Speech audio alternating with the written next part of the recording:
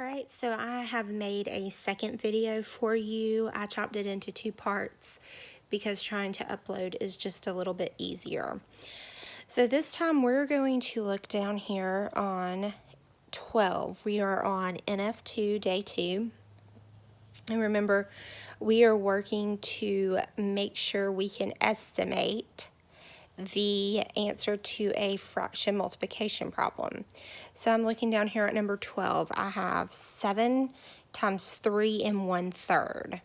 So therefore I have 29 1/3, 23 1/3, 35 1/3, and 14 1/3.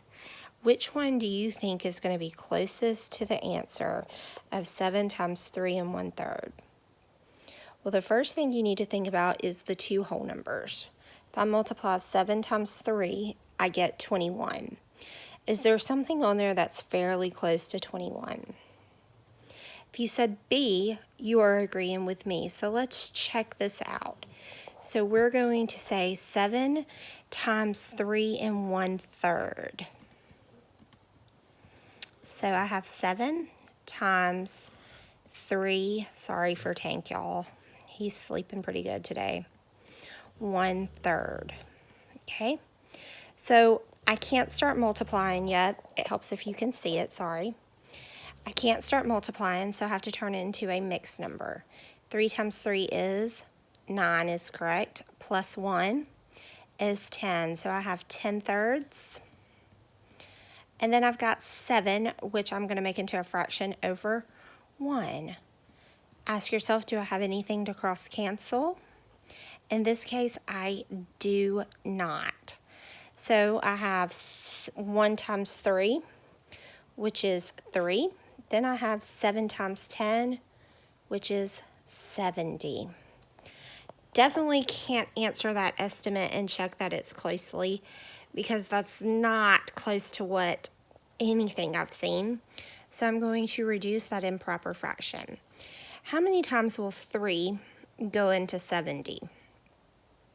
Well, I know it'll go in there at least 20, because 20 times 3 is 60.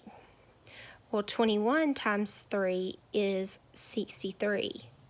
22 times 3 is 66. Let's check Miss Wallace's math. All right, so 23 times 3 is 69. So we're going to say 23. Again, would you use a calculator or would you use scratch paper? You would use scratch paper. And that's 69 plus 1. Remember, I multiply, then add. Well, if I look back over here, B is correct, 23 1/3. So even though you are estimating on the front end, you still have to carry it out and check your work. So you have about 11 problems left. Go get it. Fractions are fun.